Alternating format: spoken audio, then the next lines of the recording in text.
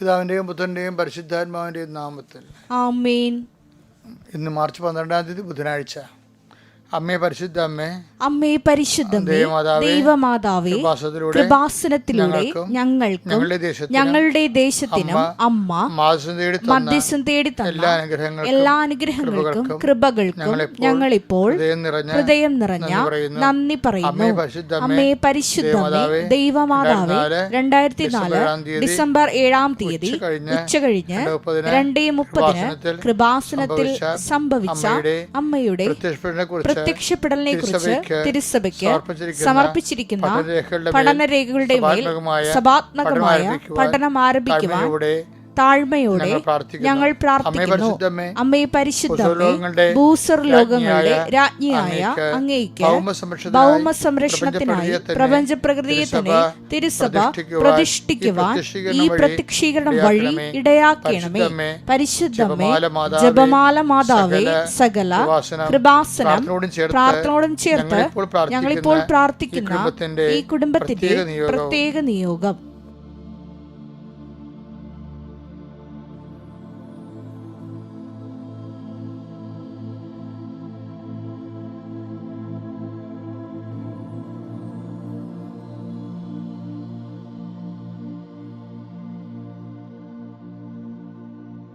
അമ്മയുടെ പ്രത്യക്ഷീകരണത്തിന്റെ ഈ അനുഗ്രഹവേളയിൽ ഞങ്ങൾക്ക് സാധിച്ചു തരുവാൻ കനിയണമേ. ആമേൻ. വിശ്വാസ പ്രമാണം. സർവശക്തനായ പിതാവും ആകാശത്തിന്റെയും ഭൂമിയുടെയും സൃഷ്ടാവുമായ ദൈവത്തിൽ ഞാൻ വിശ്വസിക്കുന്നു. അവിടുത്തെ ഏകപുത്രനും ഞങ്ങളുടെ കർത്താവുമായ ഈശോ മിശിഹായിലും ഞാൻ വിശ്വസിക്കുന്നു. ഈ പുത്രൻ പരിശുദ്ധാത്മാവിനാൽ ഗർഭസ്ഥനായി കന്യകാമറിയത്തിൽ നിന്ന് പിറന്ന് പൊന്തിയോസ് പീലാത്തോസിന്റെ കാലത്ത് പീഡകൾ സഹിച്ച് കുരിശിൽ തറയ്ക്കപ്പെട്ട് മരിച്ച് അടക്കപ്പെട്ട് പാതാളങ്ങളിൽ ഇറങ്ങി മരിച്ചവരുടെ ഇടയിൽ നിന്ന് 3-ാം നാൾ ഉയർത്ത് സ്വർഗത്തിലേക്ക് എഴുന്നള്ളി സർവശക്തിയുള്ള പിതാവായ ദൈവത്തിന്റെ വലതുഭാഗത്തിരിക്കുന്നു. അവിടെ നിന്ന് ജീവിക്കുന്നവരെയും മരിച്ചവരെയും വിധിക്കുവാൻ വരുമെന്നും ഞാൻ വിശ്വസിക്കുന്നു. പരിശുദ്ധാത്മാവിലും ഞാൻ വിശ്വസിക്കുന്നു. വിശുദ്ധ കത്തോലിക്കാ സഭയിലും പുണ്യവാന്മാരുടെ ഐക്യത്തിലും പാപങ്ങളുടെ മോചനത്തിലും ശരീരത്തിന്റെ ഉയർപ്പിലും നിത്യമായ ജീവിതത്തിലും ഞാൻ വിശ്വസിക്കുന്നു. ആമേൻ. സ്വർഗ്ഗസ്ഥനായ ഞങ്ങളുടെ പിതാവേ, അങ്ങയുടെ നാമം പൂജിതമാകണമേ. അങ്ങയുടെ രാജ്യം വരണമേ. അങ്ങയുടെ തിരുമനസ് സ്വർഗത്തിലെ പോലെ ഭൂമിയിലും ആകണമേ. അന്നു വേണ്ടുന്ന ആഹാരം ഇന്ന് ഞങ്ങൾക്ക് തരണമേ.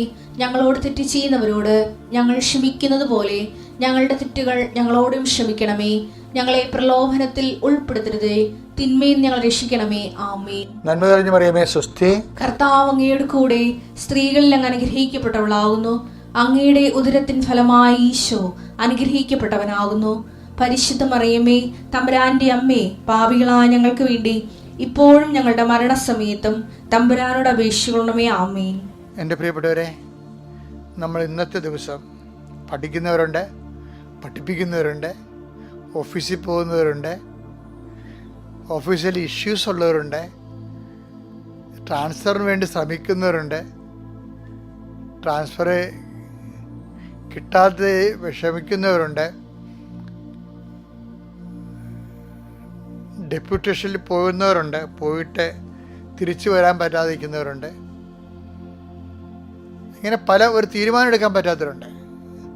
ഇവിടെ നിൽക്കണോ, പുറത്ത് പോകണോ, 5 കൊല്ലത്തേക്ക് ജോലി പുറത്ത് ചെയ്യണോ, അങ്ങനെ തീരുമാനം എടുക്കാൻ ഒരു തീരുമാനം എടുക്കാൻ പറ്റാത്തവർ ഓർത്ത് ഞാൻ ഈ സമയത്ത് പ്രാർത്ഥിക്കുന്നുണ്ട്. നിങ്ങൾ ഈ പ്രാർത്ഥനയിൽ പങ്കെടുക്കണം. തീരുമാനം എടുക്കാൻ പറ്റാത്തവർ ഈ പ്രാർത്ഥന കഴിയുമ്പോൾ നിങ്ങൾക്ക് നല്ല തീരുമാനം ഇന്ന് കർത്താവ് തരും. കർത്താവ് നിൻ്റെ വിശുദ്ധ പൗരോഹിത്യത്തെ മഹത്വപ്പെടുത്തണമേ. കർത്താവ് സഭയിലുള്ള സാന്നിധ്യം പ്രകടമാക്കണമേ. എൻ്റെ അമ്മ പരിശുദ്ധമ്മ ദേവമാതാവേ, ഞാൻ ആർക്ക് വേണ്ടിയാണ് ഇപ്പോൾ പ്രാർത്ഥിക്കുന്നത്? ആ ഭവനങ്ങളിലേക്ക് സഞ്ചാരി മാതാവ് സമയത്തിൻ്റെ അധികാരി കടന്നു ചെല്ലണമെന്ന് പ്രാർത്ഥിക്കുന്നു. ദൈവത്തിൻ്റെ കണ്ണിനെ ആവശ്യിക്കട്ടെ. നിൻ്റെ ജോലി, നിൻ്റെ വീട്, നിൻ്റെ വിദ്യാഭ്യാസം, നിൻ്റെ ഉദ്യമങ്ങൾ, ഉദ്ദേശങ്ങൾ എല്ലാം കർത്താവ് ഏറ്റെടുക്കട്ടെ എന്ന് പ്രാർത്ഥിക്കുന്നു. നീയുമായി പിണങ്ങിയിരിക്കുന്നവർ, പല വിഷയങ്ങൾ കാരണം മനസ്സുകൊണ്ട് തളർന്നിരിക്കുന്നവരെ കർത്താവ് ആരിപ്പോയിനെ ചൂടാക്കുകയും വാടിപ്പോയി നനച്ചു കുളിപ്പിക്കുകയും ചെയ്യുന്ന ദൈവത്തിൻ്റെ പരിശുദ്ധാത്മാവിനെ നിങ്ങൾ ബലം പ്രാപിക്കട്ടെ എന്ന് പ്രാർത്ഥിക്കുന്നു. കർത്താവെ, മുക്കിടം പോലെ കുടുംബത്തിൽ ഒത്തിരി ഭാരങ്ങൾ ഒരുമിച്ച് വഹിക്കുന്ന അനേകം മക്കളുണ്ട്. പെങ്ങന്മാരെ കല്യാണം കഴിപ്പിക്കേണ്ട ഭാരങ്ങൾ, അതുപോലെ തന്നെ കഴിച്ചുവിട്ട ഒരു ഭവനത്തിൽ വന്ന് നിൽക്കുന്നവരുടെ ഭാരങ്ങൾ, അവിടുന്ന് വിവാഹം പെശകി വീട്ടിൽ വന്ന് നിൽക്കുന്നവരുടെ ഭാരങ്ങൾ, അത് കാരണം ആ മക്കളുടെ കല്യാണം നടക്കാത്ത അവസ്ഥകൾ, ഇങ്ങനെ എണ്ണിയാലൊടുങ്ങാത്ത സങ്കടങ്ങളുമായി അങ്ങയുടെ മക്കൾ അങ്ങയുടെ ദിവസം കണ്ണീരോടെ നിൽക്കുന്ന കർത്താവേ, ഈ ഒറ്റ പ്രാർത്ഥന കൊണ്ട് ഈ കുടുംബങ്ങളെ നീ ആശീർവദിക്കണം. പരസ്പരം പല പല വിഷയങ്ങളുള്ള കാരണം അങ്ങോട്ടും ഇങ്ങോട്ടും പിന്തുണച്ചും ക്യാൻവാസ് ചെയ്തും വസൂലാക്കിയും ഗ്രൂപ്പിസം ഉണ്ടാക്കിയും കുടുംബത്തിൽ പോരുണ്ടാക്കുന്ന, പൗശന്യമുണ്ടാക്കുന്ന, മത്സരമുണ്ടാക്കുന്ന അവസ്ഥകൾ യേശു ക്രിസ്തു നാമം നീങ്ങിപ്പോട്ടെന്ന് കൽപ്പിക്കുന്നു. അമ്മേ പരിശുദ്ധമ്മ ദേവമാതാവേ, ഈ പ്രാർത്ഥന കേൾക്കുന്ന എല്ലാവരിലേക്കും ദൈവത്തിൻ്റെ പരിശുദ്ധാത്മാവ് അവർക്ക് അനുഭവവേദ്യമാകേണ്ട പ്രാർത്ഥിക്കുന്നു. കർത്താവെ, കുഞ്ഞുങ്ങളെക്കുറിച്ച് വേദനപ്പെടുന്നവർ, അവരുടെ സ്വഭാവ ദൂഷ്യങ്ങൾ, ഇനി ലീവ് തുടങ്ങാമ്പോഴല്ലോ ഈ കുഞ്ഞുങ്ങളെ എവിടെ കൊണ്ടേ ഒതുക്കുമെന്നറിയാൻ പല വിഷമിക്കുന്ന മാതാപിതാക്കന്മാരുണ്ട്. പല പല വിഷയങ്ങളിൽ കുടുങ്ങിക്കിടക്കുന്ന പിള്ളേരുണ്ട്. പിള്ളേർക്കാണെങ്കിൽ അവിടെ കൗമാര പുസ്തകങ്ങളിലെ കൃത്യമായിട്ടുള്ള ഗൈഡൻസ് കിട്ടാത്ത കാരണം ലക്കിൽ ലഗാനുമില്ലാതെ അപ്പനെയും അമ്മനെയും അറിയാതെ ജീവിക്കുന്ന സ്നേഹമില്ലാത്ത മക്കളുണ്ട്. അവരെല്ലാം നീ ആശീർവദിക്കണമെന്ന് പ്രാർത്ഥിക്കുന്നു. കർത്താവെ, ഈ ഒറ്റ ആശീർവാദത്തെ കുഞ്ഞുങ്ങളെ നീ ഏറ്റെടുക്കണമെന്ന് പ്രാർത്ഥിക്കുന്നു. എൻ്റെ കർത്താവിൻ്റെ ഉന്നതമായ നാമത്തിൽ സഭയുടെ അധികാരത്തിൽ കുരിശിൻ്റെ അടയാളത്തിൽ ദൈവശക്തി ഒരു മനുഷ്യപ്പറ്റിയില്ല സംസാരിക്കുന്നവരുണ്ട് ഈശോയെ.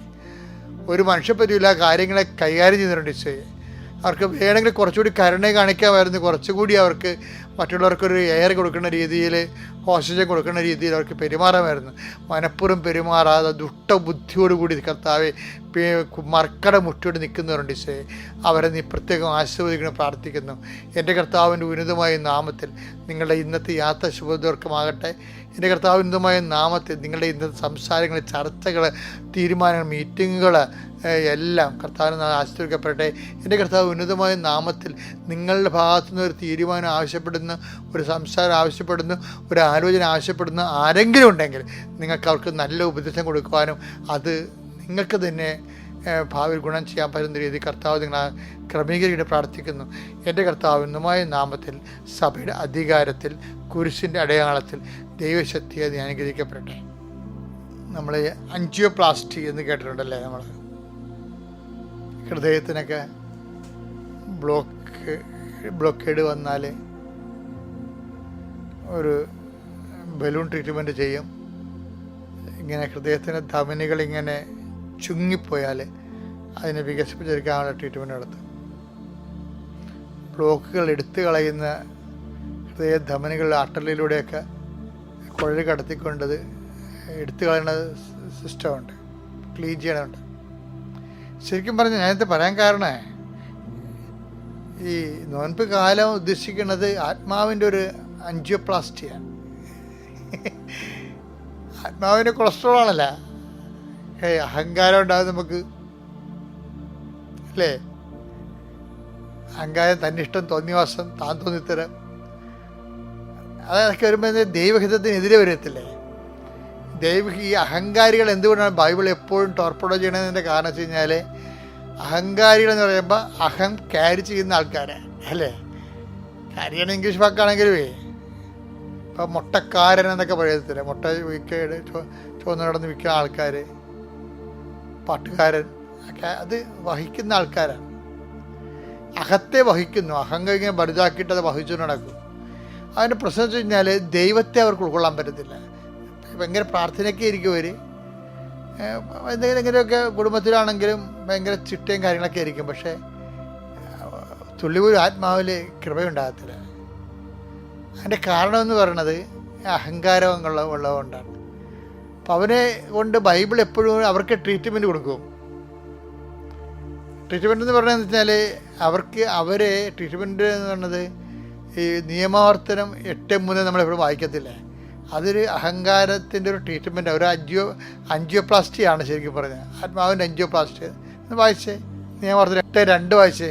നിങ്ങളുടെ ദൈവമായ കർത്താവ് നിങ്ങളെ എളിമപ്പെടുത്താനും തന്റെ കൽപ്പനകൾ അനുസരിക്കുമോ ഇല്ലയോ എന്നറിയാനും നിങ്ങളെ പരീക്ഷിച്ച് നിങ്ങളുടെ ഹൃദയ വിചാരങ്ങൾ മനസ്സിലാക്കാനും വേണ്ടി ഈ 40 സംവത്സരം മരുഭൂമിയിലൂടെ നിങ്ങളെ നയിച്ച വഴിയെല്ലാം നിങ്ങൾ ഓർക്കണം. അതായത് ദൈവം തന്നെ മരുഭൂമിയിലൂടെ നമ്മളെ നയിക്കും. മരുഭൂമി എന്ന് പറയുന്നത് എന്താണ്? ബേസിക്കായിട്ട് വെള്ളം കിട്ടത്തില്ല, പിന്നെന്താണ്? വെള്ളവുമില്ല, പിന്നെന്താണ്? മരങ്ങളുമില്ല, തണലുമില്ല. അപ്പം നമ്മളെ സഹായിച്ചുകൊണ്ടിരിക്കുന്ന ആൾക്കാരൊക്കെ ചില സമയത്ത് സഹായം നിർത്തും. ഇപ്പം കയർ കമ്പനിയാണ്, കശുവണ്ടി കമ്പനിയാണ്, അല്ലെങ്കിൽ റബ്ബറാണ്, ഏലമാണ്. നമ്മുടെ ഈ ഉൽപ്പന്നങ്ങളെ എടുത്തുകൊണ്ടിരിക്കുന്ന കമ്പനിക്കാർ പെട്ടെന്നൊരു നിർത്തും. തണൽ പോയില്ലേ, നമ്മൾ മരുഭൂമിയിലായില്ലേ. ഇപ്പം കടപ്പുറത്തൊക്കെ ആണെങ്കിൽ ചെറിയ ചാള കിട്ടണത്, അതിൻ്റെ രുചിയുമില്ല. എന്താ കാര്യം എന്ന് വെച്ചാൽ 30,000 കണ്ടിയെന്നും പറഞ്ഞുകൊണ്ട് പുതിയൊരു വല ഇറങ്ങിയിട്ടുണ്ട്. ഗുജറാത്തുകാർ വന്നിട്ട് രാത്രി വന്നിട്ട് ഉള്ള 1000 മുഴുവൻ കടലിൽ നിന്ന് പിടിച്ചിട്ട് പോയി. 17 നമ്മളിപ്പോൾ സമരത്തിന് പോകാനായിട്ട്. അതുകൊണ്ട് എന്താ പറ്റിയത്? അപ്പം ഇവിടെ ഉള്ളവർക്ക് പ്രശ്നമായി. അപ്പോൾ എല്ലാ മേഖലകളിലും ഇതുപോലുള്ള പ്രശ്നങ്ങളുണ്ടാകും. എല്ലാ മേഖലയിലും മരുഭൂമികൾ വരുന്നു, തണൽ പോകുന്നു. നമുക്ക് ആ കമ്പനി, നമ്മുടെ ഏലമാണ്, നമ്മുടെ റബ്ബറൊക്കെ എടുത്തിരുന്ന കമ്പനി ഇപ്പോൾ എടുക്കണില്ല, തണൽ പോയി. കശുവണ്ടി എടുത്തിരുന്നവർ ഇപ്പോൾ വേണ്ടെന്ന് പറയണം, അടുത്ത പ്രാവശ്യം നോക്കാമെന്ന് പറയണം. കൈയെടുത്തിരുന്നവർ സീസൺ കഴിഞ്ഞെന്ന് പറയണം, അടുത്ത പ്രാവശ്യം നോക്കാമെന്ന് പറയുമ്പോൾ തണൽ പോകുന്നു. അപ്പോൾ തണൽ പോകുമ്പോൾ എന്ത് പറ്റുമെന്ന് വെച്ച് കഴിഞ്ഞാൽ നമ്മൾ അഹങ്കാരം കൊണ്ട് മറ്റുള്ളവർ ഉടനെ നമ്മളെന്ത് ചെയ്യും? നമ്മൾ തോറ്റ ചരിത്രം കേട്ടിട്ടില്ല എന്നൊക്കെ പറഞ്ഞുകൊണ്ട് നമ്മൾ കടയും വിലയും മേടിച്ചുകൊണ്ട് പണിക്കാരെ ഞങ്ങൾ പണി നിന്ന് പോയിട്ടെന്ന് അറിയിക്കാൻ വേണ്ടി കുറേ സാധനം ഇവിടെ ഉൽപ്പാദിപ്പിച്ചുകൊണ്ടിരിക്കും. അപ്പോൾ ആൾക്കാർ വിചാരിക്കും ഓർഡർ കിട്ടിക്കാണോ. ഒരു ഓർഡറും ഇല്ല. ഞാൻ തോറ്റിട്ടില്ല എന്ന് പറയാൻ വേണ്ടി സാധനം ഉണ്ടാക്കി കടം മേടിച്ച് വീണ്ടും നമ്മൾ ഉൽപ്പാദനം നിർത്തും.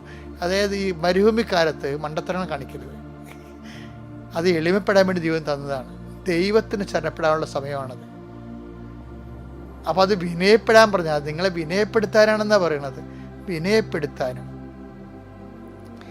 അപ്പം കൊണ്ട് മാത്രമല്ല, കശുവണ്ടിയും കൊണ്ടും കയറും കൊണ്ടും ഏലം കൊണ്ടും കുരുമുളക് കൊണ്ടും റബ്ബർ കൊണ്ടും മാത്രമല്ല, ദൈവത്തിൻ്റെ വായിൽ നിന്ന് വീഴുന്ന ഓരോ വചനം കൊണ്ടുപോകണം. അപ്പം നീ ദൈവത്തിലേക്ക് തിരിയാൻ പറഞ്ഞിരിക്കുകയാണ്. കാര്യം എന്താ? അപ്പം ഉണ്ടായാലും കശുവണ്ടി ഉണ്ടായാലും കയറുണ്ടായാലും കുരുമുളക് ഉണ്ടായാലും നമ്മൾ കുറച്ച് പൈസ കിട്ടും, നമ്മൾ ഭക്ഷണം കഴിക്കും, നമ്മൾ മരിക്കും, തീർന്നു. നിത്യത വരെയുള്ള കാര്യങ്ങൾക്ക് വേണ്ടിയാണ് ഈ മരുഭൂമി നമുക്ക് നേരത്തെ തരുന്നത്. അല്ലെങ്കിൽ നിത്യത മരുഭൂമിയായി പോകും. അതാണ് വിഷയം. അപ്പം അതുകൊണ്ട് എളിമയോട് അക്സെപ്റ്റ് ചെയ്തിട്ട് കർത്താവ് ശരിയാക്കും. കർത്താവ് ഒരിക്കലും അവനെല്ലാം നല്ലതുപോലെ ചെയ്യണമെന്നല്ല പറയണത്. 7:37 എടുത്തേ, മർക്കോസ് 7:37. അവർ അളവറ്റ വിസ്മയത്തോടെ പറഞ്ഞു, അവൻ എല്ലാ കാര്യങ്ങളും നന്നായി ചെയ്യുന്നു. അപ്പൊ അതാണ് ദൈവത്തിന്റെ ഒരു രീതി. എന്താണ്? ദൈവം നല്ലതേ ചെയ്യത്തുള്ളൂ. അപ്പോൾ എന്തെങ്കിലും ഒരു മോശത്തരം നമ്മുടെ ജീവിതം സംഭവിച്ചാലും നിങ്ങൾ ഓർക്കണം, കർത്താവ് ശരണപ്പെട്ട് എളിമപ്പെട്ട് ആത്മാവിനെ കൊളസ്ട്രോളൊക്കെ മാറ്റി അഹങ്കാരമൊക്കെ മാറ്റി വിനയപ്പെട്ട് നല്ല കൃപയുടെ രക്തോട്ടം ഉണ്ടായിക്കഴിഞ്ഞാൽ തീർച്ചയായിട്ടും കർത്താവ് വിശുദ്ധ ഇടപെടും. അങ്ങനെ ഇടപെടട്ടെ എന്ന് പ്രാർത്ഥിക്കുന്നു. കർത്താവ് നിങ്ങൾ അനുഗ്രഹിക്കട്ടെ. Praise the Lord. അത്യപൂർവ ദൈവാനുഭവങ്ങൾ ഇനി നിങ്ങൾക്കും സ്വന്തം. ഈ യൂട്യൂബ് ചാനൽ ഇതുവരെ സബ്സ്ക്രൈബ് ചെയ്തിട്ടില്ലെങ്കിൽ ഇപ്പോൾ തന്നെ സബ്സ്ക്രൈബ് ചെയ്യുക. ഈ വീഡിയോ ഇപ്പോൾ തന്നെ നിങ്ങളുടെ സുഹൃത്തുക്കൾക്ക് ഷെയർ ചെയ്തുകൊണ്ട് കർത്താവിന്റെ പ്രേക്ഷിതരാകുക.